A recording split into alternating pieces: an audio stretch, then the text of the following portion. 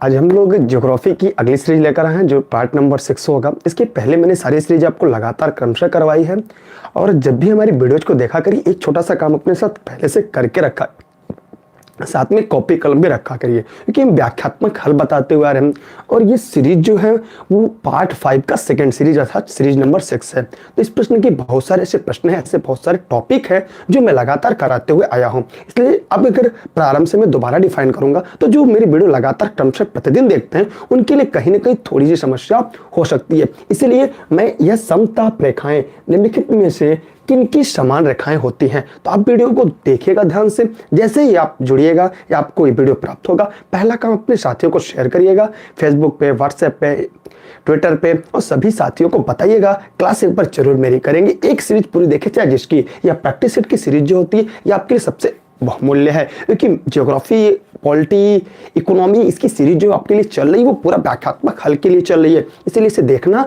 ना भूलिएगा। आपके सामने समताप रेखाएं निम्नलिखित में से किसकी समान रेखाएं होती हैं, तो प्रश्न नंबर 26-25 तक मैंने करा लिया था। तो इसका जवाब जो है वो क्या होगा, वो क्या है, क्योंकि मैंने कल बताया था, अगर आपको याद होगा तो कर लेंगे। तो समताप धूप की समान रेखाएं होती हैं, ये नाम से ही स्पष्ट हो रहा है। ये जो है किससे अगर ध्यान से देखा जाए तो नाम से ही स्पष्ट हो रहा है। सम माने बराबर, ताप माने टेम्परेचर, माने समान टेम्परेचर। कहां से? धूप की वजह से। यहाँ पे न पुष्पन कमल हो ही नहीं सकता, बादल वर्षा होगा नहीं, तो आपका धूप है कि धूप निम्नलिखित में से किसकी समान रेखाएं होती हैं? धूप की। मतलब धूप, समान धूप की जो समान रेखाएं होती हैं उन्हें हम समताप रेखाओं के नाम से जानते हैं। इसलिए इसका विकल्प जो होगा वो ए सही होगा। इसको कल मैंने डिफाइन किया था, इसलिए आज डिफाइन करने की ज्यादा जरूरत नहीं है। आगे बढ़ते हैं अगले प्रश्न की तरफ, क्योंकि प्रश्न नंबर 5वीं सीरीज में इसके 25 प्रश्नों को हमने करा लिया था। एक दिन में 25 प्रश्न एक टॉपिक से ही कराना चाहिए क्योंकि वीडियो काफी लंबा हो जाता है। अगला है पृथ्वी के सबसे नजदीक कौन सा तारा है। देखिए यहाँ पे दो बातें हैं। पहली बात तो ये होता है कि पृथ्वी के सबसे नजदीक या सूर्य के बाद नजदीक, यहाँ पे दो प्रश्न बनता है, लेकिन यह अपने आप में अकेला प्रश्न है जो ये कह रहा है कि पृथ्वी के सबसे नजदीक तारा कौन सा है। तो आपको भी पता है पृथ्वी के सबसे नजदीक जो तारा है वो सूर्य होगा। क्यों? क्योंकि सूर्य भी एक तारा है। एक प्रश्न ये भी आता है कि सूर्य ग्रह है, उपग्रह है, उल्का पिंड है, क्षुब्ध ग्रह या तारा है। तो सूर्य स्वयं एक तारा है। अगर सूर्य के बाद पूछता, अब प्रश्न यहाँ पे बन जाता है कि सूर्य के बाद पूछता तब वो अल्फा सेंचुरी होता, लेकिन यहाँ सूर्य पहले नजदीक पूछा है तो सूर्य के बाद नजदीक अल्फा सेंचुरी है। सबसे नजदीक यहाँ पे सबसे शब्द लगा दिया है, इसलिए सूर्य होगा क्योंकि सूर्य भी एक तारा है। सूर्य भी क्या है? एक तारा। एक मिनट देखिए नोटिफिकेशन आया था कि नहीं, एक मिनट देख लेते हैं कि वीडियो की दरअसल क्या होता है, लाइव आते हैं तो नोटिफिकेशन नहीं आती, दुर्भाग्य, लेकिन नोटिफिकेशन आया था, थैंक यू। तो यहाँ पे हमने देखा कि सूर्य होगा। Concept clear. अगले प्रश्न की तरफ बढ़ते हैं। हाय बाय हाय हेलो बाद में कर लेंगे, पहले कुछ पढ़ लेते हैं क्योंकि आपकी नौकरी इनसे लगनी, हाय हेलो से नहीं लगनी है। आगे बढ़ते हैं हम लोग। अगला है कि बराबर अंतराल पे ध्यान से देखिएगा, बराबर अंतरालों पर उसी ऊंचाई के स्थानों को जोड़ने वाली काल्पनिक रेखाओं क्या होती हैं। कल मैंने इसके बारे में बताया था, अगर आपने कल की मेरी क्लास ली होगी तो शायद आपको यहाँ पे दिक्कत नहीं होगा। यहाँ पे प्रश्न पूछा गया है कि बराबर अंतराल पे, समान डायरेक्शन पे, माने समान डिस्टेंस पर उसी ऊंचाई, यहाँ पे उसी ऊंचाई की जगह समुद्र तल से होता। कल इसमें 3 टाइप के प्रश्न हम लोगों ने हल किया था। मतलब जरूरी नहीं है कि एक ही जगह समुद्र तल से अगर समान ऊंचाई है तो जो काल्पनिक रेखा होगी उसे क्या कहेंगे। कल अगर अपनी क्लास ली होगी तो आपको पूरा याद होगा क्या होगा। तो कंटूर लाइन, कंटूर लाइन को एक समोच्च रेखा के नाम से जानते हैं, लिख लीजिएगा। इसे हम समोच्च रेखा या कंटूर लाइन भी कहते हैं। तो यहाँ पे दो नाम इसके होते हैं, अंग्रेजी में कंटूर कहते हैं और हिंदी में समोच्च रेखा के नाम से जाना जाता है। अगर प्रश्न में हिंदी में देता तो समोच्च रेखा देता है, अंग्रेजी में कंटूर लाइन, लेकिन कभी कभी अंग्रेजी को हिंदी में लिख देता है जिसे हम कंटूर कहते हैं। बाकी चीजें के बारे में कल हमने व्याख्या की थी, उस पर आपका समय नहीं गवाएंगे। अगले प्रश्न की तरफ बढ़ते हैं। यहां से स्क्रीनशॉट चाहे तो कर सकते हैं, बाकी आपकी इच्छा। तो अगला प्रश्न है निम्नलिखित में तारीख निम्नलिखित में अंतरराष्ट्रीय तारीख रेखा, इस सीरीज का पहला प्रश्न भी यहीं से शुरू हुआ था। अगर हम अंतरराष्ट्रीय तारीख रेखा पूछे, अंग्रेजी में इसे इंटरनेशनल डेटलाइन के नाम से जाना जाता। अगर हम पूरे ग्लोब का अध्ययन करें तो ग्लोब में जैसे हम यहाँ पे ये हो गया आपका ग्लोब, इस ग्लोब में जो देशांतर रेखाएं होती हैं वो दोनों ध्रुवों को मिलाने वाली अर्धवृत्ताकार काल्पनिक रेखा होती है। तो अगर इसको अगर हम ध्यान से देखेंगे तो यहाँ पे एक बात स्पष्ट हो जाएगी कि 0 डिग्री की जो ठीक पीछे की रेखा होती है, 0 डिग्री जिसे हम ग्रीनविच रेखा कहते हैं, उसकी जो ठीक पीछे की रेखा होती है वो 180 देशांतर रेखा होती है। इसे हम इंटरनेशनल डेडलाइन या अंतरराष्ट्रीय तिथि रेखा के नाम से जानते हैं। इसका उत्तर जो होगा वो होगा 180 देशांतर रेखा, क्योंकि हम ये जानते हैं 0 डिग्री से अगर हम 180 डिग्री इधर गए फिर 180 डिग्री इधर आए तो पीछे से पूरा जाने पर 360 डिग्री घूमना पड़ता है, जिससे एक दिन का अंतराल आ जाता है। इसीलिए अंतरराष्ट्रीय तिथि रेखा को 180 देशांतर रेखा को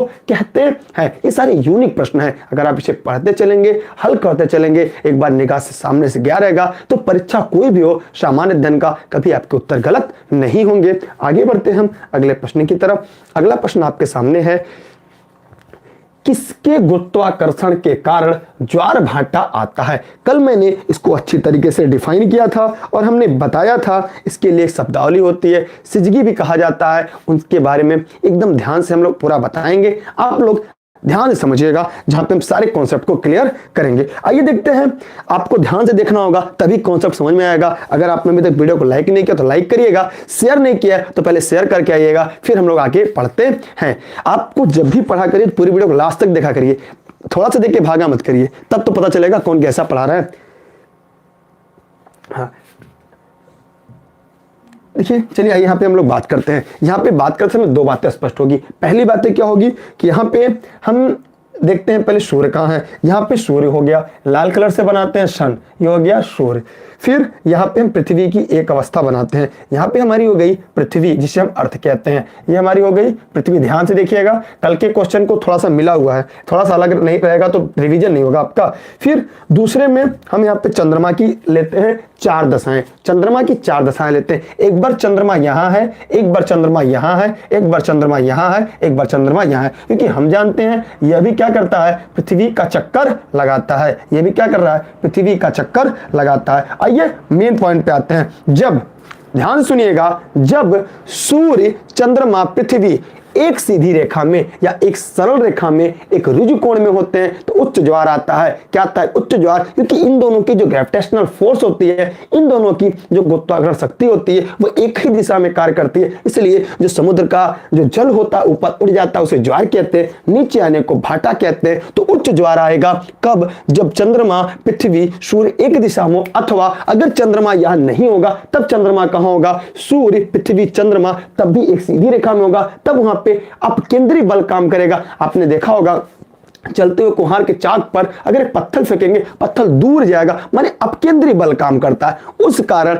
इस स्थिति में उच्च ज्वार आएगा। एक ज्वार के बाद दूसरा ज्वार जो आता है, उच्च ज्वार 12 घंटा 26 मिनट पे आता है। उसका भी कारण मैं आपको आज स्पष्ट कर देता हूं, ऐसा क्यों होता है। दूसरी कंडीशन होगी जब सूर्य, पृथ्वी, चंद्रमा समकोण पर हो, किस पे हो, 90 डिग्री पर हो, माने यहां पे जब 90 डिग्री पर हो तो उस दशा में लघु ज्वार आता है। क्यों लघु ज्वार आता है, आइए उसके बारे में भी हम लोग देख लेते हैं। क्योंकि ये इधर काम करता है, इधर खींचता है, दोनों दिशा की तरफ विपरीत बल काम करता है, और जब विपरीत बल काम करेगा तो ज्वार की ऊंचाई कम रह जाती है। इसे लो टाइड कहते हैं, निम्न ज्वार की श्रेणी में आता है। इस प्रकार जब सूर्य, चंद्रमा, पृथ्वी एक सरल रेखा में होती है, एक सीधी रेखा में होती है तो दीर्घ ज्वार आता है, लेकिन जब समकोण पर होते हैं, 90 डिग्री पर होते हैं तो वहां पे क्या आता है, लघु ज्वार आता है। इसे सिजगी कहा जाता है। ठीक है, एक बात हम यहाँ अगर स्क्रीनशॉट चाहे तो कर ले, दोबारा हम आपको बताएंगे कि एक ज्वार आने के बाद दूसरा ज्वार क्यों विलंब से आता है। देखिएगा, ध्यान से समझने का प्रयास करिएगा। जैसे मान लीजिएगा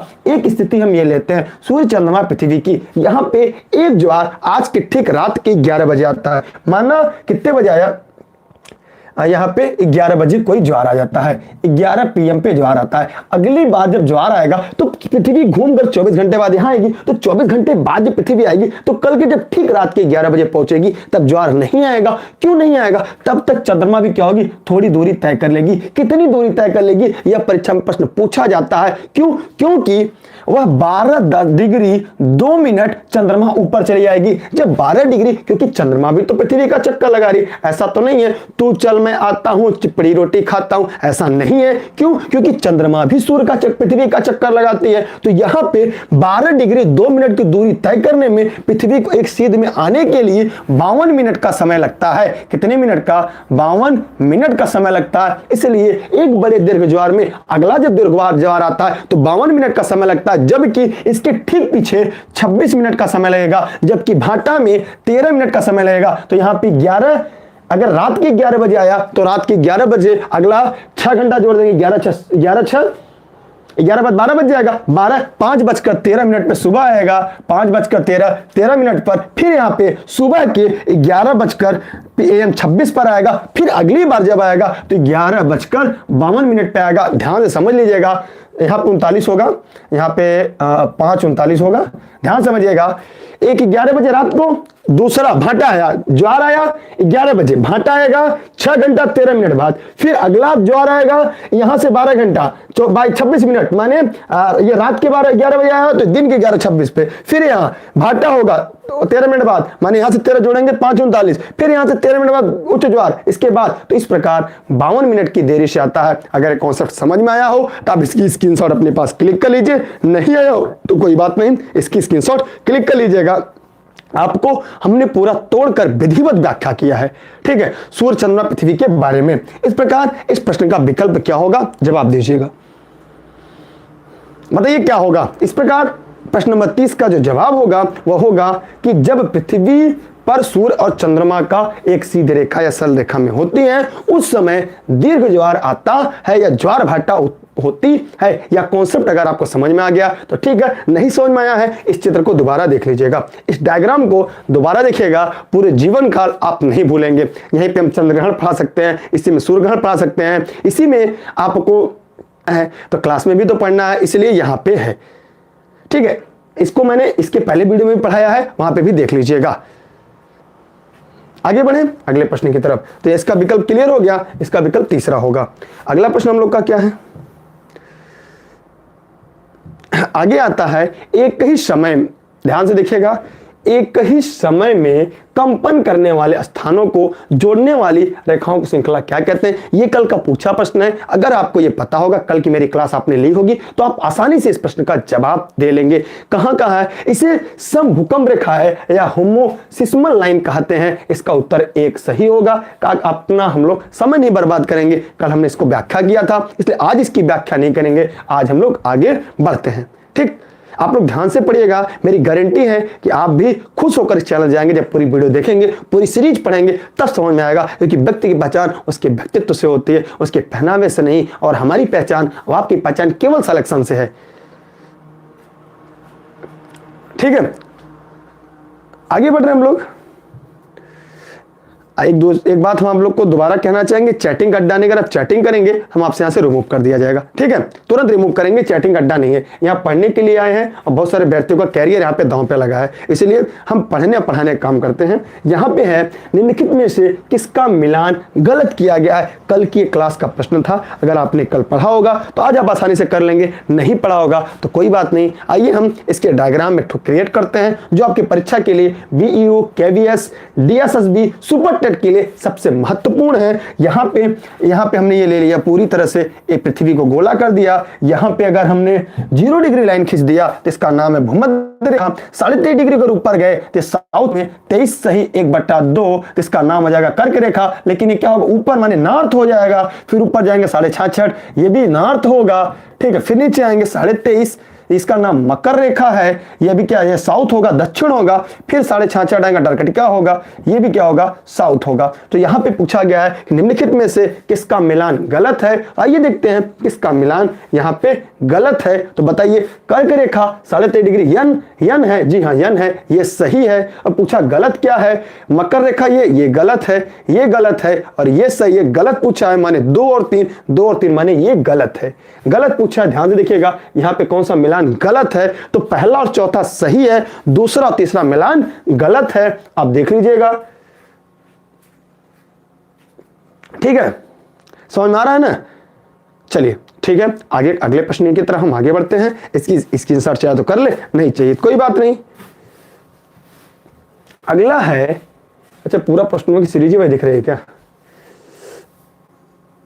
अच्छा, अगला है जीवाश्म विज्ञान में किसका अध्ययन होता है। तो बताइए, जीवाश्म विज्ञान में फॉसिल्स का अध्ययन होता है। किसका अध्ययन होता है? फॉसिल्स का अध्ययन किया जाता है। फॉसिल्स को जीवाश्म कहते हैं, अंग्रेजी में फॉसिल्स कहते हैं, इसमें कुछ बताना नहीं है। चट्टान क्या है, मृदा क्या है, मृदा किसे कहते हैं, एक प्रश्न उठता है। तो भूपर्वतीय में पाए जाने वाले चट्टानों की चूर्ण को मृदा कहते हैं। चट्टान किसे कहते हैं, रॉक्स किसे कहते हैं। चट्टान शब्द का नाम लेते ही हमारे दिमाग में एक बड़ी पत्थर का टीला बन जाता है, ठीक है, लेकिन उसे चट्टान नहीं कहते। भूपर्वतीय पाने जाने वाले समस्त वस्तुएं चट्टान होती है, चाहे वो चीका मिट्टी की तरह मुलायम हो, चाहे बाल का स्तूप की तरह कठोर हो। इस प्रकार चट्टान हो गया। वृक्ष किसे कहते हैं, ये उत्पादक होते हैं, ठीक, उत्पादक के अंतर्गत आता है। ये शोपोषी होते हैं, इन्हें हम वृक्ष कहते हैं। इस प्रकार चारों विकल्प की व्याख्या हो गई। इन सभी को क्या होता है, फॉसिल्स होता है। फॉसिल से मृदा का निर्माण होता है, फिर चट्टान से मृदा, ये सभी एक दूसरे से बाद में लोग पढ़ेंगे जब पेड क्लास में, तो वहां भी देख लेंगे। अगला है, विश्व के सभी भागों में 23 सितंबर को दिन और रात की लंबाई समान होती है, इसे क्या कहते हैं। हाँ, ये तो कल वाला ही प्रश्न है क्या, पूरा लगता है ध्यान नहीं दिया हमने। चलिए कोई बात नहीं। देखिए, विश्व के सभी भागों में 23 तारीख को हमें जानते हैं कि सूर्य किरणें 21 मार्च, हाँ स्ट्रेटेजी सीरीज लग रही है, हमने गलती से खोल दिया। चलिए कोई बात नहीं, पढ़ ही लेते हैं, कोई बात नहीं। एकता जी, हाँ लगता है स्ट्रेटेजी सीरीज पूरी आ गई है।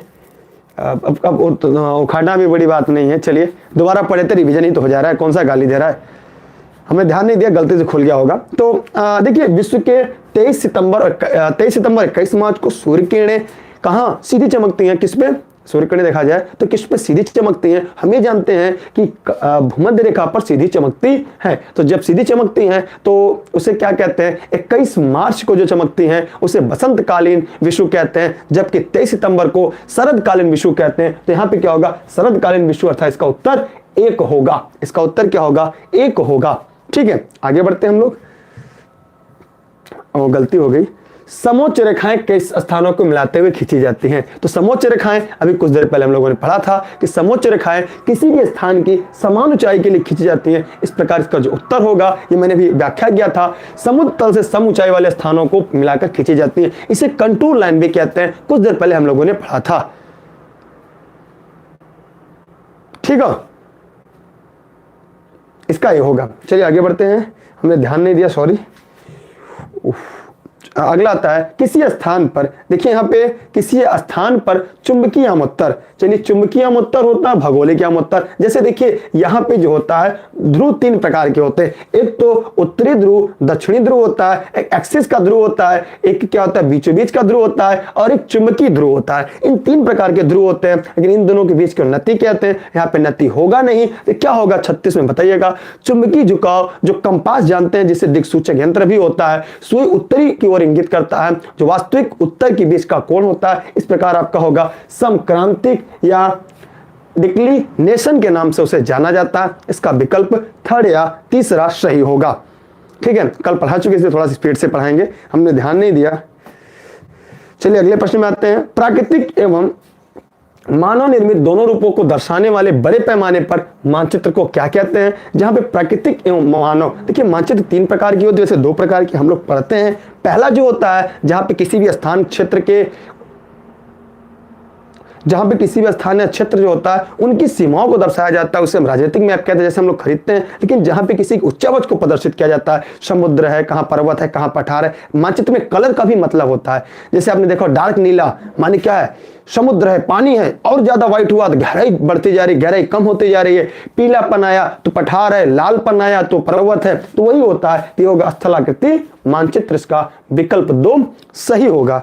आगे बढ़ रहे हैं हम लोग अगले प्रश्न की तरफ। अगला आपका है, निम्नलिखित में से कौन सी रेखा दो देशों के बीच का सीमांकन करती है। आइए इस प्रश्न को थोड़ा सा हम लोग ध्यान से देख लेते हैं। कल मैंने इसे बताया था, तो जो रेड क्लिफ रेखा है ये भारत और पाकिस्तान के बीच खींची गई थी 15 अगस्त 1947 को।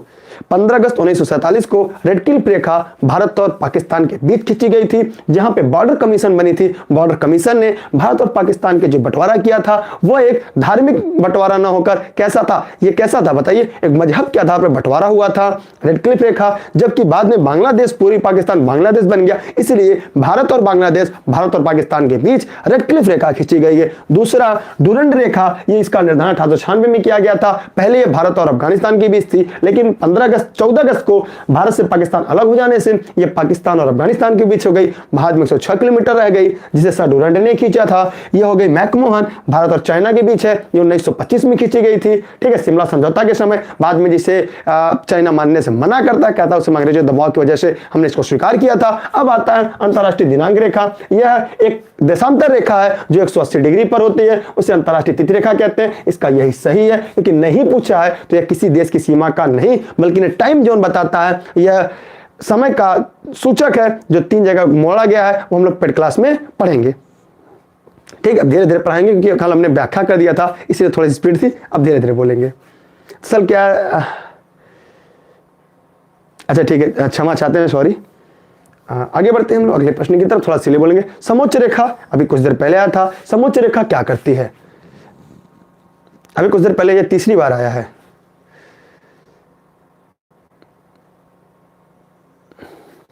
देखिए 39 का क्या होगा? समोच्च रेखा, सीधी सी बात है, ये उच्चता वाले माने समान ऊंचाई वाले स्थानों को आपस में लाने वाली समोच्च रेखा या कंटूर लाइन के नाम से जाना जाता है।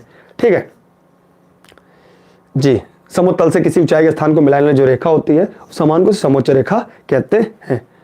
ठीक है, आगे बढ़ रहे हैं हम लोग। कर्क रेखा किससे नहीं गुजरती? आइए ये देखते हैं कर्क रेखा। कर्क रेखा अगर भारत की बात करें, भारत की नहीं, ये अन्य देशों की बात कर रहा है। अगर हम भारत की बात करें तो क्या होगा? मित्र पर गमछा झार, ये भारत की बता रहा हूं, जबकि भारत का नहीं है। मित्र पर लिख लीजिएगा, उस परीक्षा में काम आ जाएगा। मित्र पर गमछा झार, मित्र पर गमछा झार। अगर भारत के राज्य पूछता कर्क रेखा कहां गुजरती है तो मिजोरम, त्रिपुरा, पश्चिम बंगाल, राजस्थान, गुजरात, मध्य प्रदेश, छत्तीसगढ़ और झारखंड, भारत के 8 राज्यों से होकर कर्क रेखा गुजरती है। जबकि कर्क रेखा कहां गुजरती है? अगर पूरे ग्लोब की बात करें तो यहाँ पे 0 डिग्री होगा। ऊपर से जो 23.5 डिग्री होता है, 23 सही 1/2 डिग्री जो नॉर्थ में होता है, उसे हम कर्क रेखा कहते हैं। ठीक है, वहां कहां से गुजरती है, कहां से नहीं गुजरती, इसको हम बता रहे हैं। ध्यान से सुनिएगा, आपकी परीक्षा के लिए महत्वपूर्ण होगा, आराम से लिखिएगा। कर्क रेखा भारत, बांग्लादेश, म्यांमार, चीन, मैक्सिको, बाहामास, मार्टिनिया, माली, अल्जीरिया, नाइजर, लीबिया, मिस्र, सऊदी अरब, संयुक्त अरब अमीरात, ओमान, इन सभी देशों से होकर गुजरती है। जबकि नेपाल से होकर नहीं गुजरती, इसलिए यही सही है कि नहीं पूछा है। म्यांमार से जाती है, बांग्लादेश से जाती है, चीन से जाती है, लेकिन नेपाल से होकर नहीं जाती। ठीक है, एक बार ध्यान से दोबारा मैं बोल रहा हूं, दोबारा लिख लीजिएगा। अगर लिखना हो तो भारत, बांग्लादेश, म्यांमार, चीन, मैक्सिको, बाहामास, मार्टिनिया, माली, अल्जीरिया, नाइजर, लीबिया, मिस्र, सऊदी अरब, संयुक्त अरब अमीरात, ओमान। ठीक है, तो ये सभी ऐसे हैं जहां से गुजरता है। जबकि यह पूछ दिया जाए कि कितने महाद्वीपों से गुजरता, 3 महाद्वीप, पहला तो एशिया अपना महाद्वीप, दूसरा अफ्रीका, तीसरा उत्तरी अमेरिका महाद्वीप, 3 महाद्वीपों से होकर गुजरता है। दूसरा एक प्रश्न ये भी पूछा जाता है, कौन से ऐसी महाद्वीप है जहां से तीनों रेखाएं गुजरती हैं, कर्क, मकर और भूमध्य, तो कौन सा है? आप कमेंट करके बताइए, हम आगे बताते हैं। ठीक है, अच्छा किसी का प्रश्न आया है, आपको कैसे इतना याद होता है? चलिए हम आपको बताएंगे। जब हम लोग हाई स्कूल पास हुए हैं तब से हम लोग का टारगेट था यूपीएससी की पहली बार में आईएएस बनने का। तब से हम लोग लगातार रट्टा मारते हैं, पढ़ने की आदत पड़ गई है। पहली बार मैंने आईएएस मेंस लिखा, लेकिन दुर्भाग्य था कि कुछ कमियां रह गई, चयन तो नहीं हो सका, लेकिन हमने एमपी का भी मेंस लिखा, इंटरव्यू दिया, तो दुर्भाग्य था, गरीबी चरम पे थी, कपड़े नहीं थे पहनने को, पैसे नहीं थे किताबें खरीदने को, एक समय ऐसा था। तो फिर 3 साल टेम्पो भी हमने चलाई, लेकिन उससे कोई मतलब नहीं है। और बस यही है कि हमें बेस्ट करना है, आपको बेहतर देना, उससे बस है। और हम जौनपुर जनपद के सिराज हिंद शहर से हैं, जहाँ पे एक एक गाँव से 75 IAS हैं। आप खोल के देखिएगा यूट्यूब पे, न्यूज पे। जौनपुर जनपद में माधोपट्टी गांव, तो अफ्रीका महाद्वीप एक ऐसा मात्र महाद्वीप है जहां से कर्क, भूमध्य और मकर तीनों गुजरती हैं। एक प्रश्न यहाँ से और पूछता है, वो ये पूछता है, क्या पूछता है, ये निम्नलिखित में से कौन सा ऐसी महाद्वीप है जिससे रेगिस्तान बनने का, डिजर्ट बनने का सबसे ज्यादा खतरा है? कमेंट करके जवाब दीजिएगा। तब तक हम अगले प्रश्न की तरफ बढ़ रहे। स्क्रीनशॉट चाहे तो कर सकते हैं, बाकी आपकी इच्छा। अगला है, निम्नलिखित में से कौन सा नवीनतम भूभाग? देखिए यहाँ पे थोड़ा सा ये जो ज्योग्राफी होगा, जिनका उन्हीं को समझ में आएगा, दूसरा नहीं आएगा। देखिए भूगर्भिक कालक्रम को भी अध्ययन के दृष्टिकोण से बनाया गया है, ठीक है। उसके में अच्छा कुछ लोग अभी आपके प्रश्न का जवाब देते हैं।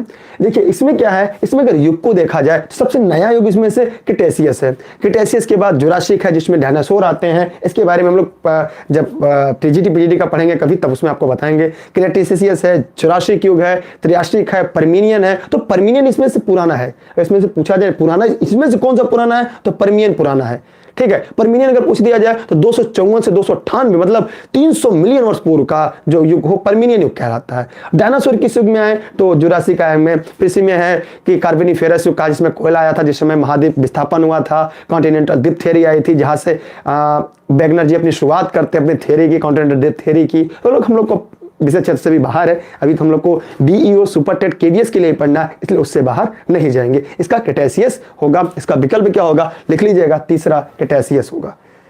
आगे बढ़ते हम लोग अगले प्रश्न की तरफ। अगला है, भूकंप को एक नाम से और जानते हैं, बताइए किस नाम से जाना जाता है भूकंप को? टीचर नो, इसमें से कोई नहीं, गलत। टेम्पर या कंपन ट्रेमर किस नाम से जाना जाता है? अच्छा जी, बहुत बहुत धन्यवाद आपका। अच्छा, शालिनी जायसवाल ने पूछा कि अब हमें आईएएस नहीं, हाँ कारण ये था कि अब इस समय जब हम वहाँ से आए, फिर हमने जौनपुर डायरेक्ट पे बीटीसी शुरू कर दिया। जब बीटीसी शुरू कर दिया तो उसमें बीटीसी पढ़ना शुरू किए, फिर उसके साथ हमने कोचिंग चलाना शुरू कर दिया। तो हम अब समय प्रॉपर हम अपने सब्जेक्ट पर नहीं दे पाते, इस वजह से दोबारा हमने अभी प्रयास नहीं किया। पहले अटेम्प्ट में मैंने मेंस लिखा था, दूसरा अटेम्प्ट अभी बचा के रखे हैं। इस उभेड़बंद दुनिया से जब कुछ समय के लिए शांति होगी, फिर अपनी रेस का घोड़ा दोबारा स्टार्ट करेंगे, ठीक है।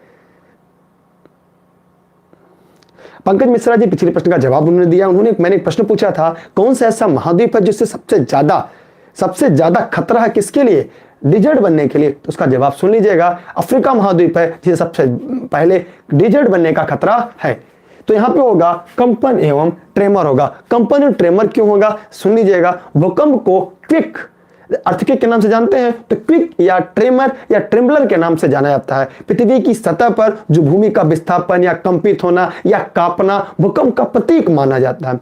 भूपर्पटी, जो पृथ्वी की भूपर्पटी ऊपरी क्रस्ट होती है, अचानक से नीचे से ऊर्जा पाने के बाद जब घूमने लगता है तो भूकंपित तरंगों का निर्माण होता है। कल हमने इसे बताया था, तो वहां पे क्या होगा, इसलिए इसका उत्तर दूसरा सही है, ठीक है। अच्छा, एक प्रश्न आया है यहाँ पे कि सहारा डिजर्ट कहां पे है? अफ्रीका महाद्वीप में है। एक प्रश्न और आपसे पूछेंगे। अच्छा, एक प्रश्न मैं आपसे और पूछूंगा कि सहारा मरुस्थल में सहारा डिजर्ट है, सहारा का मरुस्थल रेगिस्तान, दुनिया का सबसे बड़ा मरुस्थल, वहां पे किस देश की या कितने देश की सीमाओं का स्पर्श करता है? सहारा डिजर्ट मतलब सहारा का रेगिस्तान विश्व के कितने देशों को स्पर्श करता है, छूता है? कमेंट करके जवाब दीजिएगा। तब तक हम लोग अगले प्रश्न की तरफ बढ़ते हैं। हम लोग साथ में पढ़ाई भी करते रहे ना, प्रश्न भी पूछते रहे। वो भी, अधिकांश भूपर्पटी किस सेल से बनी होती है? आइए, कल मैंने बताया था, आज इसकी दोबारा हम व्याख्या कर देते हैं। खूब ध्यान से सुनिएगा, मैं आज इसके सभी कॉन्सेप्ट को क्लियर कर दूंगा। हाँ, मैं बीटीसी जौनपुर डायरेक्ट से हूँ, ठीक है। आप एक थोड़ा सा काम करिएगा, इस वीडियो को अभी लाइक नहीं किया तो लाइक कर दीजिएगा, उससे ना आपके पैसे कटेंगे ना मुझे पैसे मिलेंगे। बाद में कोई देखेगा उसे समझ में आएगा दुर्गेश सर ने ठीक ठाक पढ़ाया था। शेयर कर देंगे तो मैं कैसा पढ़ाता हूं ये औरों को पता चल जाएगा। अच्छा, आवाज बाद में आ रही है, ऐसा हो सकता है नेटवर्क की वजह से हो, एक बार मैं देख लेता हूं। मैं इसे डिफाइन करने जा रहा हूं।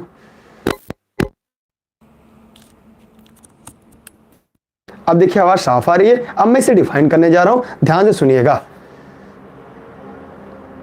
हाँ, सबसे पहले आग्नेय चट्टान, मैं एक एक को बताता हूं। पहले प्रश्न उठता है चट्टान किसे कहते हैं। मैं इसके चारों विकल्प को आपके सामने बताने जा रहा हूं, उसके ध्यान से सुनिएगा।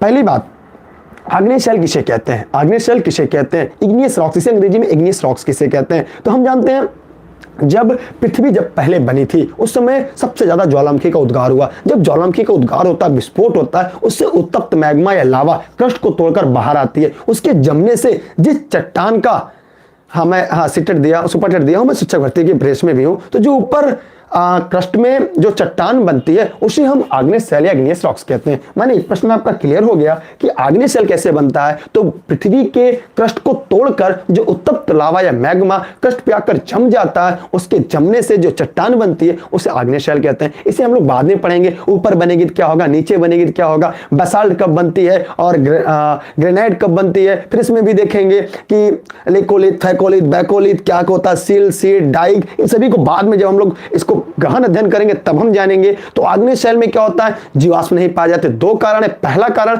यह है, जिस समय चट्टान बनी थी उस समय पृथ्वी पर कोई जीव नहीं था, इसलिए वहां पे दुनिया में कोई जीव नहीं था, इसलिए आग्नेय शैल में जीवाश्म नहीं पाया जाता। दूसरा कारण कि इसका टेम्परेचर इतना ज्यादा है, टेम्परेचर इतना ज्यादा होता है कि इसमें कोई भी जो उधारी आएगा, जैसे कोई गधा चल रहा था और ज्वालामुखी गार हुआ, लावा आया, तो लावा आने के बाद जब 1500 डिग्री सेल्सियस पे शुद्ध लोहा गल जाता है, माने ट्रेन चल रही है गल जाएगा, सोचिए ट्रेन जा रही गल जाएगा, और गधे के क्या होगा, वो पिघल जाएगा। इसलिए आग्नेय शैल में क्या होती है, जीवाश्म नहीं पाई जाती। एक बात ये प्रश्न पूछा गया है। दूसरा, इसमें पलते नहीं पाए जाती, संस्तर नहीं पाए जाते, बट्स नहीं पाए जाते। तीसरा, ये कठोर होती है, अब मुलायम भी होती है, बाद में बातें कर लेंगे। तीसरा, ये पृथ्वी पर सबसे पहले आई थी, सबसे पहले चट्टान आई थी, इसलिए इसे प्राइमरी रॉक्स भी कहते हैं। ये पृथ्वी में पहले बार आई थी और सबसे ज्यादा जगह फैली थी, इसलिए इसे क्या कहते हैं, ये भूपर पट्टी पे कौन सी शैल से बनी है, आग्नेय शैल से। इसे हम प्राइमरी रॉक्स भी कहते हैं।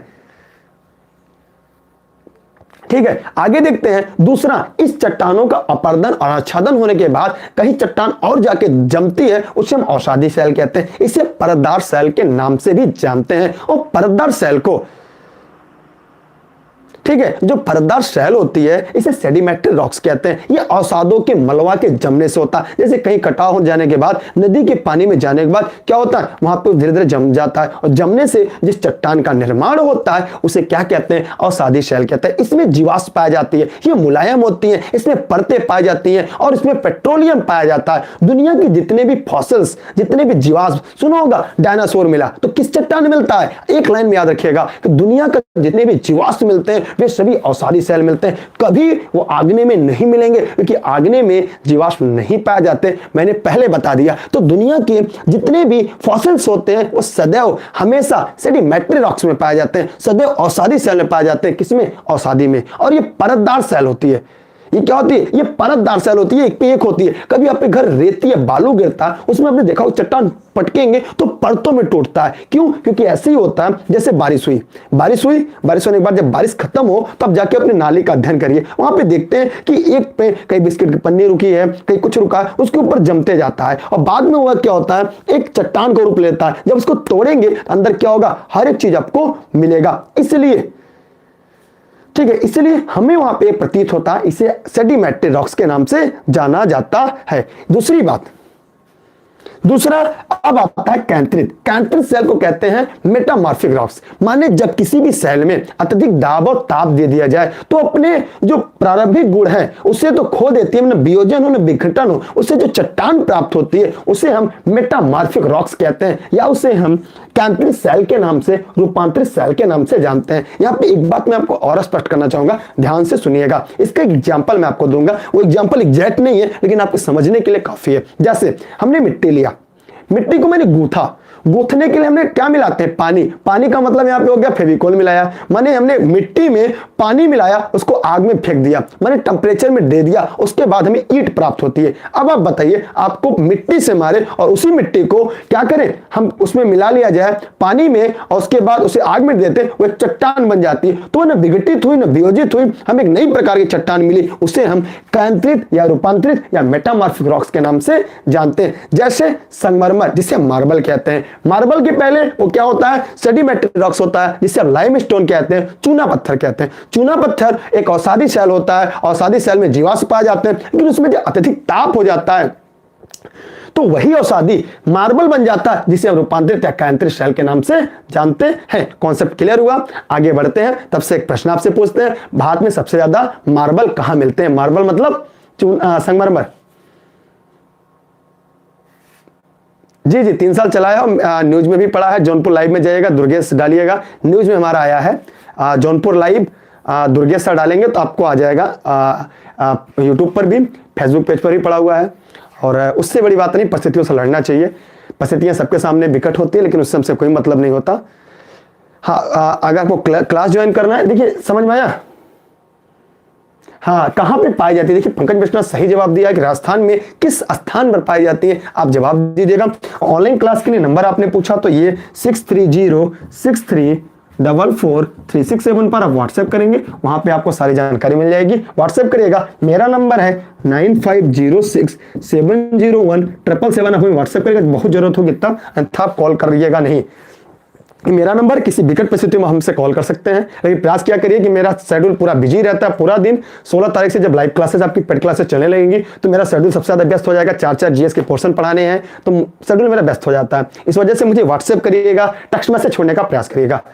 ठीक है, आगे बढ़ रहे हैं हम, ध्यान से पढ़ते हैं।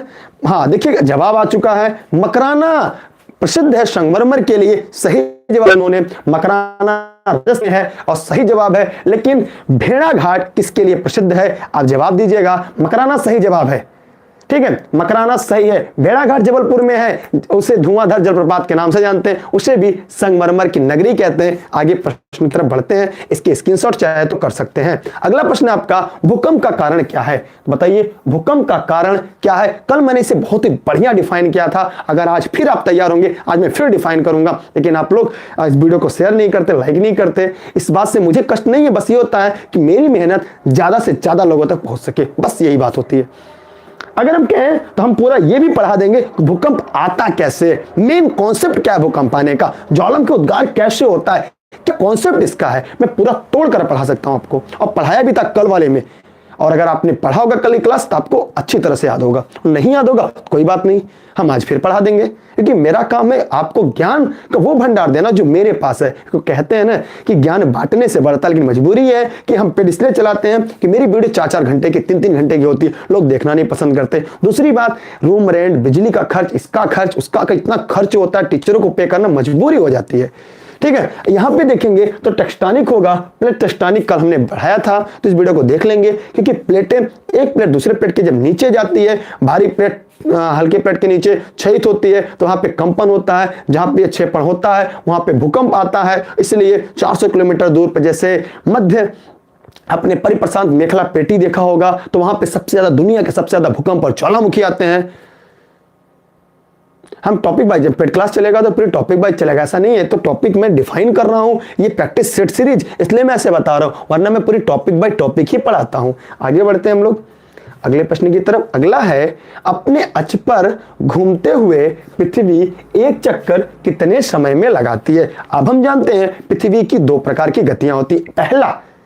पहला एक गति होती है अपनी धुरी पर घूमना, दूसरा अपनी धुरी पर घूमते हुए सूर्य का भी चक्कर पूरा करना। तो आप भी जानते हैं कि पृथ्वी अपने धुरी पर, अभी आम बोलचाल की भाषा में हम ये जानते थे कि जो हमारी पृथ्वी होती है अपने एक्सिस पे, अपने अक्ष पर 24 घंटे में एक चक्कर लगाती है। जी नहीं, 24 घंटे में नहीं लगाती। आइए उसके एग्जैक्ट समय जानते हैं, 23 घंटा 56 मिनट 4.09 सेकंड में। मतलब यहाँ पे 23 घंटा 56 मिनट, ये होगा 4.09 सेकंड। यहाँ पे 9 दे दिया, लेकिन गलत हो गया।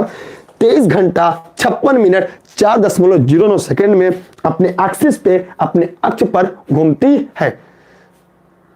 ठीक, यहां तक कॉन्सेप्ट क्लियर हुआ या कोई समस्या है? आगे बढ़े, यहां तक कोई दिक्कत, कोई समस्या? अच्छा, लोग कुछ कहते हैं सर आपको फ्री का करना चाहिए, कि फ्री में आप भी नहीं मेहनत से पढ़ेंगे और हमारा भी खर्च, हमने इतना मामूली खर्च रखा कि मैं आपसे 10 रुपए मांगूंगा, या तो मुझे भीख देंगे, या तो मेरे ऊपर एहसान करेंगे, या तो मदद करेंगे। अगर मैं मेहनत करके आपको लूंगा ना, आप कहने योग्य होंगे ना मुझे बुरा लगेगा। ठीक है, इसलिए आपके लिए ठीक ठीक है, इसलिए आगे बढ़ते हैं अगले प्रश्न के लिए। ये कॉन्सेप्ट आप देख लीजिएगा, आगे बढ़ते हैं हम लोग। अगला क्या है, यहां पर दिन और रात एक समान होते हैं। कल देखिए मैंने यहां पे बताया था किस स्थान पर जो दिन रात की अवधि होती है आपस में बराबर होती है। पहली बात हमने मेरे पेड क्लास वाली वीडियो में मैंने जो सीरीज शुरू की वो अभी फ्री वाली सीरीज में देखिएगा, वहां पे है कि जो ध्रुव होता है जिसे हम पोल कहते हैं, पोल पे 6 महीने के दिन 6 महीने की रात होती है, 6 महीने की दिन और 6 महीने की रात होती है। जबकि यहाँ पे पूछा है कि यहाँ पे दिन और रात आपस में समान होते हैं, मतलब तो पहले गलत हो गया। दूसरा अंटार्कटिका महाद्वीप, तो अंटार्कटिका जो है अगर वो देखा जाए पूरे ग्लोब पे तो ध्रुव पर है, तो ये भी अपने आप में गलत हो गया, क्योंकि जब ध्रुव पे नहीं होगा तो अंटार्कटिका पे नहीं होगा। आप प्रमुख यमोत्तर और भूमध्य रेखा की बात करते हैं तो प्रमुख यमोत्तर क्या होता है, अगर पूरे ग्लोब पर यहाँ पे जो है 0 डिग्री देशांतर रेखा को प्रमुख यमोत्तर कहते हैं, यहाँ पर भी नहीं होगा क्योंकि तो समय कटिबंध है। अब प्रश्न उठता है कि भूमध्य रेखा, तो यहाँ पे हमने 0 डिग्री खींच दिया तो यहाँ पे एक रेखा खींची जाती है जिसे भूमध्य रेखा या इक्वेटर लाइन के नाम से जाना जाता है। तो इस स्थान पर कभी न कभी किसी न किसी सूरत पर सूर्य किरणें सीधी पड़ती हैं, इसलिए यहाँ पे दिन और रात की अवधि आपस में बराबर होती है। इसका उत्तर होगा 4 भूमध्य रेखा होगा। इसका जवाब क्या होगा, विषुवत रेखा या विषुवत वृत्त होगा। यहां से ध्यान समझ लीजिएगा, या यहां से कोई दिक्कत या कोई समस्या हो तो आप हमें जवाब दीजिएगा कमेंट करके। मैंने सारी बातें आपको कंफर्म कर दिया, सारे विकल्प के बारे में बता दिया। अगर फिर भी कोई डाउट है तो आप मुझसे पूछ सकते हैं कि मेरा उद्देश्य आपको सिलेक्शन दिलाना है, पढ़ा के सिलेक्शन दिलाना है। हम उन यूट्यूबरों में से नहीं है कि इसका उत्तर ये, इसका उत्तर ये, ऐसे करके हमें नहीं पढ़ाना है। ऐसे तो कोई भी पढ़ा सकता है, ठीक है। रिप्लाई मैं लास्ट में करूंगा, अभी मैं केवल पढ़ाऊंगा। जैसा कि आप लोग डेली क्लास लेते हैं, आपको ये बात पता होगा कि मेरा काम है आपके समय की कद्र करना, तो इसलिए मैं पढ़ाने के बाद ही अन्य कोई बातें आपसे कर पाऊंगा। अगला, पृथ्वी की घंटे की अवधारणा कब शुरू हुई? मजेदार प्रश्न है। मैं इतने सारे प्रश्न लाता हूं कि जो बहुत सारे प्रश्न ऐसे हैं जो किताबों में जल्दी नहीं मिलेंगे आपको। मैं जौनपुर जनपद के सिराज हिंद से हूं, हमारी क्लासेस जौनपुर में भी, बनारस में भी चलेंगी, ठीक है। जवाब दीजिएगा इसका क्या होगा। कल हमने बताया था, कल अगर आपने क्लास लिया होगा, देखिए अर्थ पावर होता है। एक प्रश्न भी पूछा जाता है कि अर्थ पावर डे कब होता है। एक प्रश्न आता है इकोनॉमिक्स, जो वैसे तो वो इन्वायरमेंट का क्वेश्चन है कि अर्थ पावर डे कब होता है। तो अर्थ पावर डे के पहले मैं आपसे एक बात आपसे पूछना चाहूंगा कि WWF का फुल फॉर्म क्या होता है। तो WWF का फुल फॉर्म यूपीटीटी में भी पूछा है, ठीक है। तो यहां पे WWF का मतलब होता है world wild fund for nature. इसका फुल फॉर्म होता है world wild fund for nature, द्वारा पृथ्वी ग्रह को बचाने के लिए। हमारे world wild fund for nature पूरा लिखा करिए, नहीं तो गलत हो जाएगा कभी कभी। इसका फुल फॉर्म भी पूछा जाता है। द्वारा पृथ्वी की ग्रह को बचाने के लिए एक विश्वव्यापी आंदोलन की शुरुआत की गई, जो वर्ष 2007 में ऑस्ट्रेलिया, वर्ष 2007 में ऑस्ट्रेलिया के सिडनी, क्योंकि सिडनी कहां है, ऑस्ट्रेलिया में है। सिडनी कहां है, ऑस्ट्रेलिया में है। तो ध्यान दीजिएगा, मार्च 2007 सिडनी ऑस्ट्रेलिया में लाइट्स ऑफ इवेंट, नाम क्या था, लाइट्स ऑफ इवेंट के रूप में आंदोलन की शुरुआत की गई। लाइट्स ऑफ इवेंट मार्च 2007 सिडनी के ऑस्ट्रेलिया में WWF के आधार पर विश्वव्यापी आंदोलन की शुरुआत की गई, ठीक है। तो ये कहां बा, इसका जो वास्तविक उत्तर होगा वो चौथा होगा। आप चाहे तो स्क्रीनशॉट कर लीजिएगा, क्योंकि मैं जो आपको चीजें बताऊंगा वो किताबों में बहुत ही रेयर केस में मिलेंगे। और WWF का फुल फॉर्म, पूरा जो फुल फॉर्म है world wild fund for nature होता है। वर्ल्ड वाइल्ड फंड होता है, लेकिन पूरा रखेंगे तो कभी गलतियां नहीं करेंगे। जैसे हम बताते हैं तो पूरी बातें बताते हैं, तो आप भी पूरा बताया करिए, ठीक है। क्योंकि आपको सिलेक्शन लेना है। क्या लेना है, सिलेक्शन लेना है। अच्छा, ये मैं पढ़ाता रहता हूँ, लोग कॉल पे कॉल करते रहते हैं, ये गलत आदत है। इसलिए मैं कहता हूँ कि कॉल ना किया करे, आप मैसेज छोड़ दिया करें, टेक्स्ट मैसेज छोड़ दिया करें, मैं फ्री में खुद जवाब दूंगा आपका, ठीक है। ये कॉन्सेप्ट हुआ। आगे बढ़ते हैं अगले प्रश्न की तरफ। विश्व के कितने धरातल में पानी है? ये बहुत ही आसान सा प्रश्न है, ये तो बच्चों वाला प्रश्न है। हम ये जानते हैं कि पूरे पृथ्वी पे अगर पानी की बात करें तो पानी आपकी है 70.8%। ये सविंदर सिंह की किताब से है। लेकिन उसके बाद अगर हम, ठीक है, उसके बाद अगर मस्थल की बात करें तो 29.2%, लेकिन लगभग 70% हिस्से पे जल है, लगभग 70% हिस्से पे जल है। इसमें से भी 97% खारे पानी के रूप में है लगभग, और 3% मृदुल जल में, 2% बर्फ के रूप में, 1% में सभी जल आते हैं मृदुल जल, ठीक है। तो इसका उत्तर जो होगा वो 70% होगा, ठीक है। और हालत खराब हो जाती है लगातार क्लास पढ़ाना, स्पीड भी रखना, और कारण यह भी मैंने आपको बता दिया कि हम लोग तेजी से पढ़ाते हैं क्योंकि रटा रटाया इसीलिए थोड़ी सी दिक्कत हो जाती है। आगे बढ़ते हैं अगले प्रश्न की तरफ। मीठे पानी का सबसे बड़ा जलाशय क्या है? आइए इनके बारे में देख लेते हैं। मीठे पानी का जस्ट अभी हमने बात किया, अगर यह बात आपको समझ में आ गई होगी आप इसके उत्तर आसानी से कर लेंगे। इसका उत्तर क्या होगा तो बताइएगा क्या होगा। आराम से पढ़ाएंगे तो आपका टाइम टूटेगा और मेरे लिए समय सबसे ज्यादा कीमती होता है। मैं आपका टाइम नहीं तोड़ता, इसीलिए मैं स्पीड से पढ़ाता हूं कि टाइम वास्तव में एक अभ्यर्थी के जीवन में टाइम इज मनी, मतलब समय ही उसका पैसा होता है एक अभ्यर्थी की लाइफ में। इसीलिए क्योंकि लाइफ इज रेस, यहाँ आपके साथ बहुत सारे अभ्यर्थी दौड़ रहे हैं, अगर आपकी रोज रुकी बगल वाला क्रॉस कर जाएगा। इसलिए रेस के घोड़े रेस में चलते खेत में नहीं। तो यहां बताइएगा मीठे पानी का सबसे बड़ा जलाशय क्या होगा। तो इसका उत्तर आपको पता होना चाहिए ग्लेशियर, क्योंकि मैंने भी कुछ देर पहले बताया कि पूरे पृथ्वी पर लगभग 70% हिस्से पे जल पाया जाता है। अगर इसको 70% को हम पूरा 100% मान लें तो इसमें से भी समुद्र में लगभग 97% जल खारे पानी के रूप में है। 3% जल जो है 3% जो जल है वो कहां है? ऊपर नहीं दिख रहा है, ऊपर बता रहे हैं, ध्यान से देखिएगा। कॉन्सेप्ट पूरा क्लियर करता हूं, मेरा उद्देश्य कॉन्सेप्ट क्लियर करना। ठीक है, पानी पी लेते हैं। सही कहा आप लोगों ने, 1 मिनट हो जाएगा। देखिए पूरे पृथ्वी में जल है तो वो 70% है। कितना है? 70%। अगर इसको हम लोग 100% मान लिया, कितना मान लेते हैं हम? 100% मान लिया जल। 100% जल में अपने आप में 100% है तो इसमें क्या होगा? इसे 2 भागों में 97% जल है ये समुद्र में खारा, किसी किताब में आपको 96.5 मिल जाएगा। ठीक है, 3% मृदुल जल में, कहीं कहीं आपको 3.5 मिल जाएगा। ठीक, अलग अलग किताबों में। इन 3% जल में से भी हम देखेंगे कि 2% ग्लेशियर के रूप में है, बाकी 1% में सभी आते हैं, झील, जल, नदी, तालाब सभी आते हैं। तो 2% सबसे ज्यादा किसमें हुआ? ग्लेशियर, हिमनद अर्थात बर्फों के रूप में जमा है। इसलिए इसका जो एग्जैक्ट उत्तर होगा वो क्या होगा? ग्लेशियर होगा। कॉन्सेप्ट क्लियर हुआ? बताइए क्या होगा, जवाब दीजिएगा आराम से। क्या आपका कॉन्सेप्ट क्लियर हुआ या नहीं हुआ? क्योंकि मुझे पूरा कॉन्सेप्ट आपकी क्लियर करनी है, इसको ध्यान से समझिएगा पूरी कॉन्सेप्ट। और आपको अगर क्लास बेहतर लगे तो लाइक करिएगा, तभी शेयर करिएगा सभी साथियों को कि देखने के लिए, अन्यथा इसको सब्सक्राइब कर दीजिएगा। ठीक है, क्योंकि आपके लिए आपकी कैरियर, आपका समय सबसे ज्यादा महत्वपूर्ण है। ठीक है, ये कॉन्सेप्ट क्लियर हुआ? आगे बढ़े, कोई दिक्कत? भौम जल किसे कहते हैं? Underground water. जो नल के माध्यम से ऊपर लाते हैं वो अंडरग्राउंड वाटर कहलाता है। चाहे तो स्क्रीनशॉट कर सकते हैं। आगे बढ़ते हैं। अगला है एक दूसरे के से लंबवत, ऊर्ध्वाधर एवं क्षैतिज रेखाओं के श्रृंखला के नेटवर्क को किस नाम से जाना जाता है? आइए मैं एक एक पॉइंट को तोड़ तोड़ कर बताऊंगा, खूब ध्यान से समझिएगा, कभी जिंदगी में आपसे गलती नहीं होगी। सबसे पहले मैंने यहां पे क्या बना दिया? ये बना दिया, माना हमारी पृथ्वी है।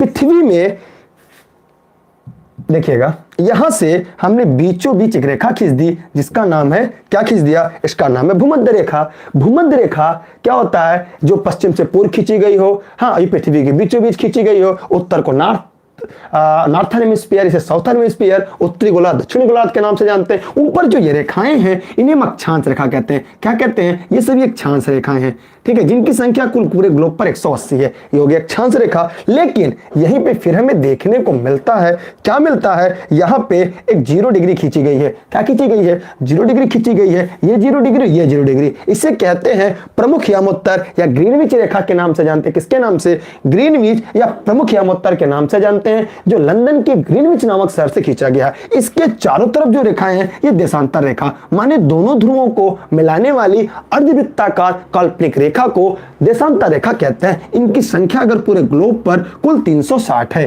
ठीक है, कितनी है? 360। और 180 अंश देशांतर रेखा को हम अंतरराष्ट्रीय तिथि रेखा के नाम से कहते हैं। अब ये जो पूरा ग्लोब हो गया, ये पूरे ग्लोब पर ये जितनी भी रेखाएं हैं ये सभी रेखाएं काल्पनिक रेखाएं। कैसी रेखाएं हैं? काल्पनिक रेखा। ऐसी कोई रेखा नहीं है, लेकिन अध्ययन के दृष्टिकोण से इन रेखाओं को बनाया गया है। तो यहाँ पे देशांतर रेखा भी हो गया, अक्षांश रेखा भी हो गया। ये भौगोलिक समन्वय होगा नहीं, लेकिन ये जो ग्रिड होता है, इन्हें जो तंत्र होता है, इन्हें ग्रिड कहते हैं। क्या कहते हैं? ग्रिड कहते हैं। रहते हैं और ये रेखाएं एक दूसरे को इससे काट रही हैं तो समकोण बनता है, 90 डिग्री का कोण बनता है, एक वर्ग का निर्माण होता है। देखिए डब्बे में वर्ग का निर्माण हो रहा है, इसलिए इसका जो उत्तर होगा वह ए उत्तर सही होगा। दूसरी बात, दो देशांतर रेखा की जो बीच की दूरी लिख लीजिएगा, पेन कॉपी पे पूछा जाने वाला प्रश्न है कि दो देशांतर रेखा की बीच की दूरी है, ठीक है, दो देशांतर रेखा की बीच की दूरी, मतलब अगर हम ये बना दिया ग्लोब, ये 0 डिग्री हो गया तो यहां एक देशांतर रेखा, दो देशांतर रेखा, तो ये जो दो देशांतर रेखा की बीच की दूरी है इसे क्या कहते हैं? इसे गोर कहते हैं। क्या कहते हैं? गोर कहते हैं।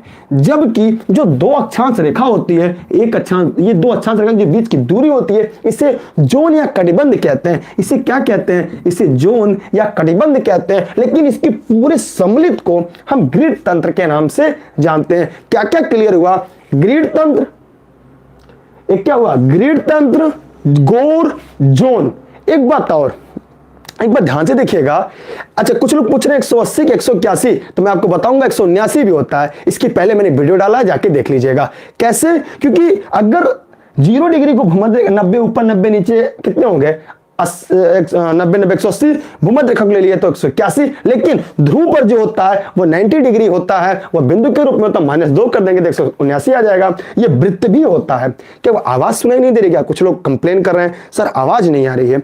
एक बात। दूसरी बात, दो देशांतर रेखा की जो बीच की दूरी होती है वो सबसे ज्यादा कहां पे होती है? भूमध्य रेखा। ध्यान से देखिएगा, भूमध्य रेखा पे इनकी बीच की दूरी सबसे ज्यादा होती है, लेकिन ज्यो ज्यो हम ध्रुवों की तरफ बढ़ते हैं इनकी बीच की दूरी बढ़ती घटती जाती है और ध्रुवों पे जाने के बाद एकदम शून्य हो जाती है। यहां पे दूरी क्या होती है? कम। इसलिए दो देशांतर रेखा की जो बीच की दूरी होती है सबसे ज्यादा भूमध्य रेखा पे होती है। जो जो भूमध्य रेखा से दूर बढ़ते हैं त्यों तो देशांतर रेखा की दूरी कम होती जाती है और ध्रुवों पे जाने पे एकदम शून्य या 0 हो जाती है। ठीक है, एक बात हो गया। दूसरी बात, दो देशांतर रेखा की जो बीच की दूरी है वो सभी जगह बराबर होती है, एक दूसरे के समानांतर होती है, पैरेलल होती है, वो एक दूसरे कहीं नहीं काटती। लेकिन ध्यान से देखिएगा, जो सबसे बड़ी भूमध्य रेखा होती है, सबसे बड़ी रेखा होती है, ज्यों ज्यों हम भूमध्य रेखा से ऊपर की तरफ बढ़ते हैं त्यों त्यों उनकी लंबाई कम होती जाती है। देखिए दूरी कम नहीं हो रही है, उनकी लंबाई कम होती जा रही है। और जब ये 90 डिग्री यहां पे पहुंचते हैं तो कहां पे?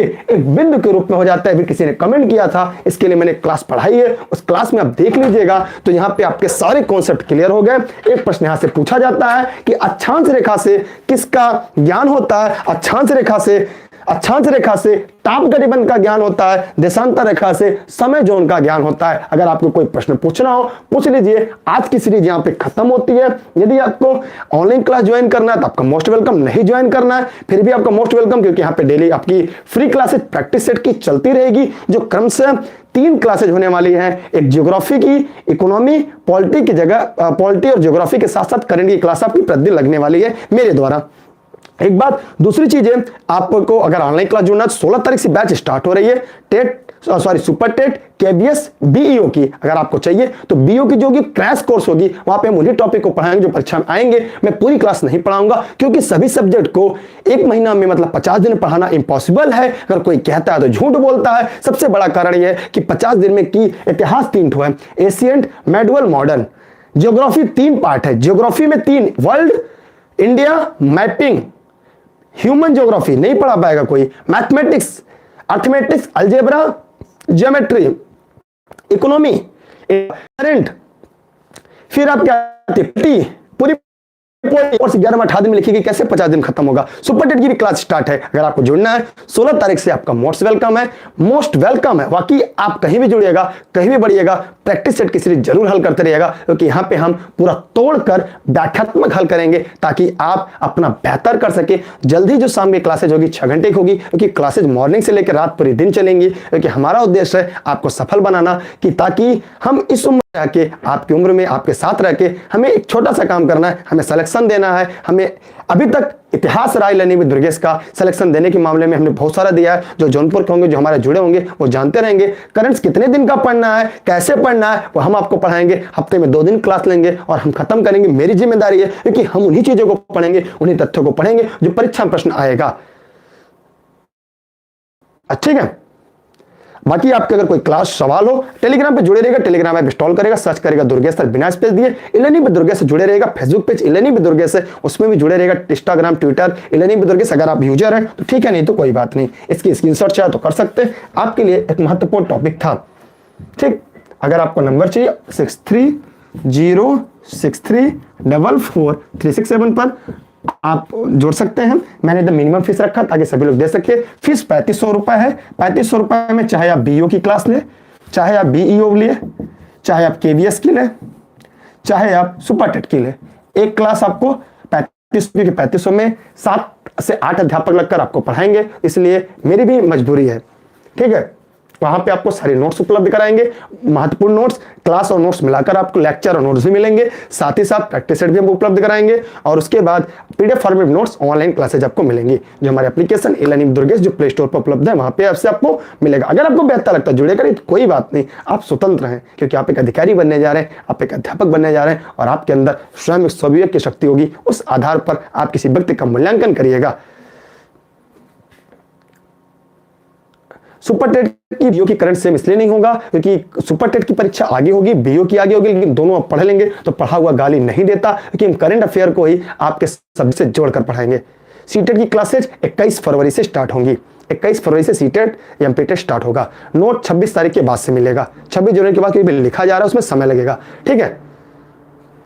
और कोई सवाल आपके पूछ सकते हैं, अन्यथा आप लोग चाहिए। करंट भी कराएंगे, करंट हम अपने हिसाब से कराएंगे, आपके हिसाब से नहीं कराएंगे, वही पढ़ाएंगे जो परीक्षा में आए। फीस के लिए मैंने बता दी 3500 रुपए है, 3500, ठीक है। नहीं, डीआरडीओ के नहीं भी, हम वही पढ़ाते हैं जहां तक हम सक्षम हैं,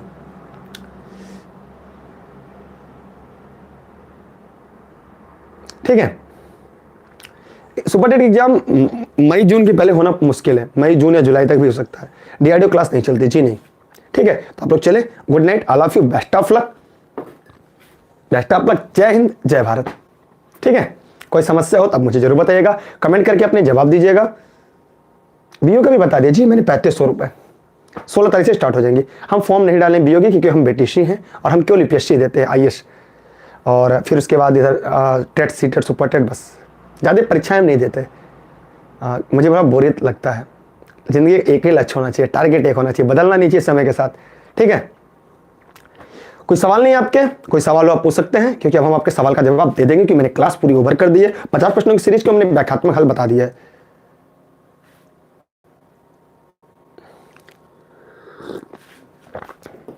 बाकी कोई सवाल होगा, बहुत ही जरूरी होगा, तो मुझे मैसेज कर सकते हैं 9506701777। मैसेज करिएगा, कॉल ना करिएगा, ठीक है। सीटेट नोट्स 26 जनवरी के बाद से सभी चीजें उपलब्ध हैं, आपको हमारी चीजें देंगे और जल्दी शेड्यूल दे देंगे कि अकेले इंसान क्या क्या पढ़े, ठीक है। आप सबका ये सौभाग्य है और मेरा भी सौभाग्य कि आप जैसे लोग हमारे साथ पढ़ रहे हैं, मेरे लिए बहुत ही बड़ी गर्व की बात है। बस ये उम्मीद है कि आप सेलेक्ट होकर आए, सिलेक्शन मुझे देना है, मेरा एक ही टारगेट है, सिलेक्शन देना। जी, हम बाद में बातें करेंगे इस सब के बारे में।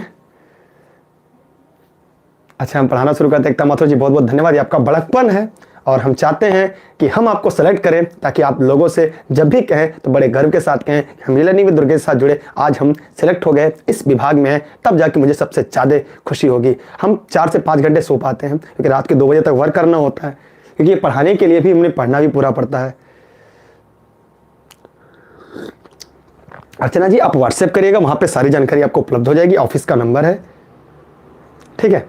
Best of luck. आप पूछना प्रश्न पूछिए, नहीं तो आप लोग जाते रहिए क्योंकि आपका समय बहुमूल्य है और हम आपके समय की कद्र करते हैं, इसलिए पढ़ाते समय हम कोई बात नहीं करते। सत्यम शुक्ला जी, इसके लिए कभी आइए, बात करिएगा जी। और हमने आपके एकदम मिनिमम शुल्क रखा कि बाकी लोग बहुत सारे शुल्क रखे, लेकिन मेरा उद्देश्य है कि आप उतना दे सके जितना मैं वहन कर सकूं, मैं पूरे स्टाफ को भी दे सकूं। मेरे लिए सबसे बड़ी बात है, मेरे साथ साथ एम्प्लॉई है, टीचर है, हर एक चीज़ उनको मैं कहां से पे करूंगा। आप लोग नहीं देंगे तो मैं कहां से मदद कर पाऊंगा। जैसे आप वैसे मैं धीरू भाई अंबानी कोई लड़का नहीं हूँ, ठीक है, क्योंकि मैं जैसे आप है वैसे मैं भी हूँ, मैं भी आपके तरह सामान्य इंसान हूँ। जिस बोर्ड में पढ़ा रहा हूँ, यूपी टेट की पेड क्लास चली थी, उससे जो मुझे पैसे मिले थे उसी पैसे को मैंने बोर्ड खरीदा और अभी देख के हालात रह जाएंगे कि मैं जिस जगह पढ़ाता हूं अभी मेरे पास कोई ऐसा स्टूडियो, कोई ऐसा ऑफिस नहीं है जहां मैं बैठ के पढ़ा सकूं। मुझे कभी कोई बातें कहनी होती है, मुझे डेस्कटॉप पे आगे खड़ा होना पड़ता है। ये मेरे लिए सौभाग्य नहीं दुर्भाग्य की बात है, लेकिन आपसे इस बात से कोई मतलब नहीं है।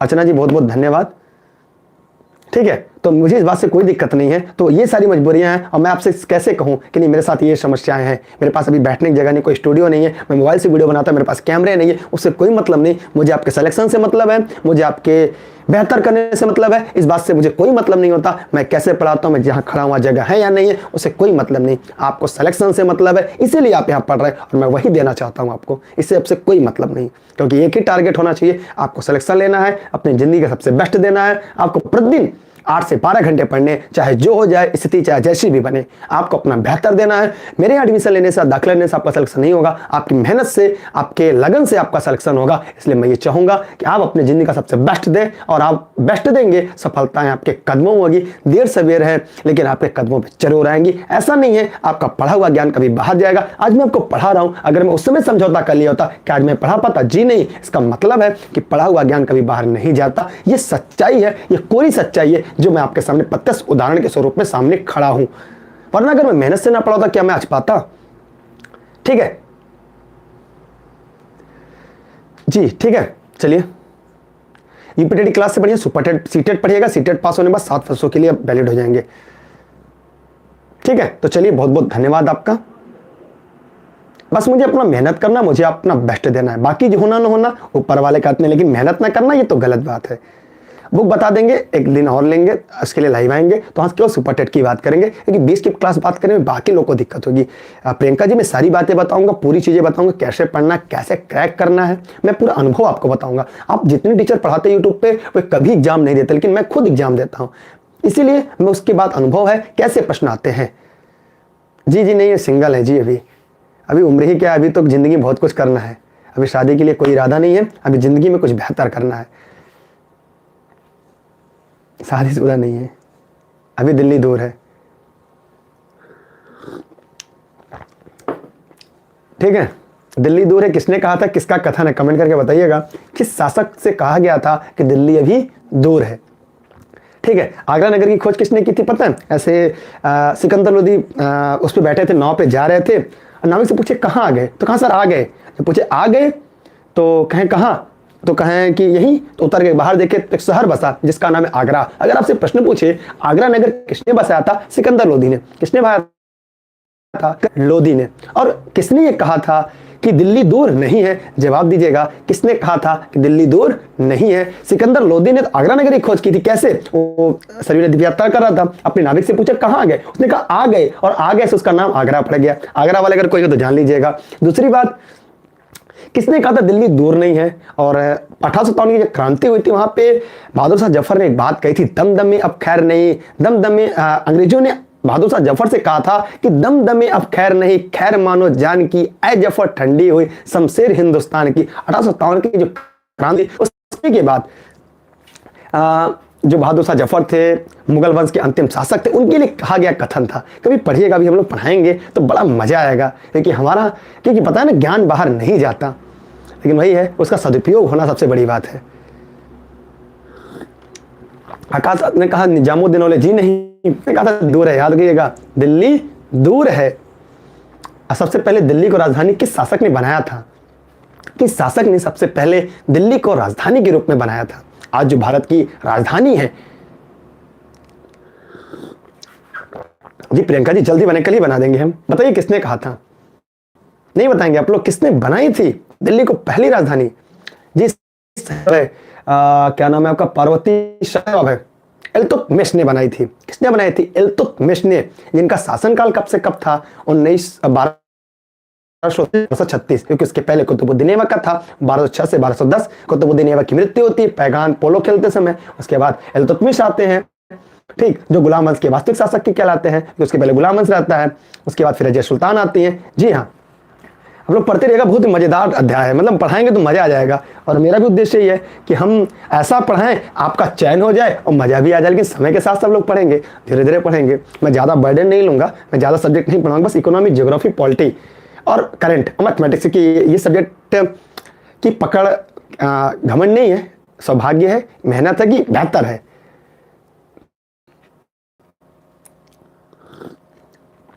जी इल्तुतमिश, जी इल्तुतमिश के पहले कौन था? इल्तुतमिश ने कौन कौन से बड़े काम कराए? ये बहुत सारे कुछ, ठीक। इक्ता कौन लाया?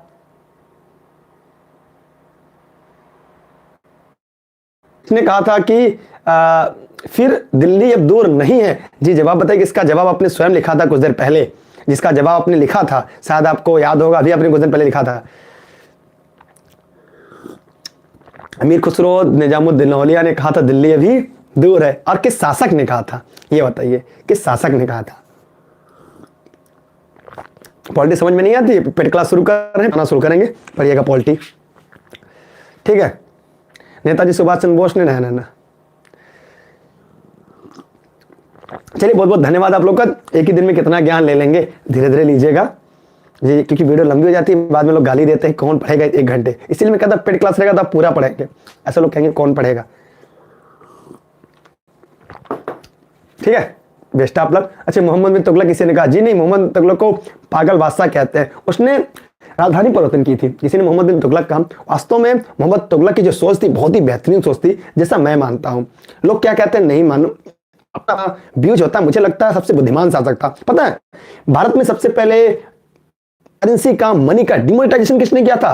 पहला शासक मोहम्मद बिन तुगलक था, जिसने अपने मुद्रे का विमुद्रीकरण किया था। अभी 2000 कुछ दिन पहले आपने देखा होगा, हमारे यहाँ मोदी जी ने कहा अचानक कि आज से 500 1000 के नोट अपने लीगल टेंडर खो देंगे। तो ये आज जो हुआ है, ये कभी मोहम्मद बिन तुगलक ने किया था। उसके समय में चांदी की किल्लत आ गई थी तो उसने कांसे की मुद्रा चलाई दी थी। तो ये सभी बातें जब लोग पढ़ेंगे तब मजा आएगा, तो वहां जब लोग पढ़ेंगे तब मजा आएगा, ठीक है। नोटिफिकेशन नहीं आता, आपने सब्सक्राइब बेल आइकन नहीं दबा होगा, टेलीग्राम से नहीं जुड़े, कहते हैं लोग कहते हैं, लेकिन मेरे हिसाब से बुद्धिमान था। उसने द्वाप कर वृद्धि की, वो भी सही था, क्योंकि उसका दुर्भाग्य था। मेरी तरह से मैं लाइव होता, नोटिफिकेशन नहीं आती, मैं बेहतर पढ़ाता हूं, लेकिन लोग को लगता है ये कल का बच्चा क्या पढ़ाएगा। तो जैसे मेरा दुर्भाग्य रहता है मेरे साथ, वैसे उसके साथ भी दुर्भाग्य था। उसने जितने भी निर्णय लिए आज के समय में वो काबिल तारीफ थे। भाई द्वाप में करना क्या गलत है? द्वाप का मतलब है कि, ठीक है, अच्छा ना बादाम खाते हैं ना घी खाते हैं, दिन में केवल एक ही बार खाना खा पाते हुए रात का खा पाते, दिन में टाइम ही नहीं मिलता। द्वाप किसे कहते हैं? दो नदियों के बीच के उपजाऊ क्षेत्र को द्वाप कहते हैं। वहां पे उपज ज्यादा होती है, तो कर उसने बढ़ा दिया, लेकिन सूखा पड़ गया, फिर उसने अपने सैनिकों को अग्रिम वेतन दे दिया। हाँ जी, टकसाल बन गया। उसने कमियां की थी ना, देखिए टकसाल बना, उसने कमी की थी जो मोदी जी ने नहीं की। उसमें क्या था? सांकेतिक चिन्ह नहीं था, तो लोगों ने प्रत्येक घर में टकसाल बना लिया। तो बताने उसने सोचा, लेकिन उसमें थोड़ी सी गलती आ गई, ठीक है। तो आगे बातें करेंगे, एक ही दिन में थोड़ी है। रोजाना टाइम 7:30 से 8 बजे होता है, और क्योंकि मेरा लाइट लेट था, मेरे पास बोर्ड नहीं ले पाता, जनरेटर नहीं है, इस वजह से बोर्ड नहीं चल पाता, इसलिए मैं विलंब हो जाता है, कभी 7:30 बजे 8 बजे। तो लाइट की वजह से मैं पढ़ा पाता हूँ। तो लाइट की देन है कि मैं कितने बजे पढ़ाऊंगा। मैं जल्दी व्यवस्था करूंगा कि आप लोग जैसे क्लास ज्वाइन करें, कुछ पैसे आएंगे, मैं कुछ बेहतर करूंगा। पहले कैमरा लगाना, कई सारे काम है, फिर करेंगे। तो चलते हैं, बेस्ट ऑफ लक, जय हिंद जय भारत। वीडियो को शेयर करना ना भूलिएगा, अगर लाइक नहीं किया तो लाइक करिएगा, सब्सक्राइब तब करिएगा जब आपको बेहतर क्लास लगे, वरना करिएगा। क्या कहाँ है? दौलताबाद, दिल्ली से दौलताबाद, मोहम्मद बिन तुगलक, ठीक है।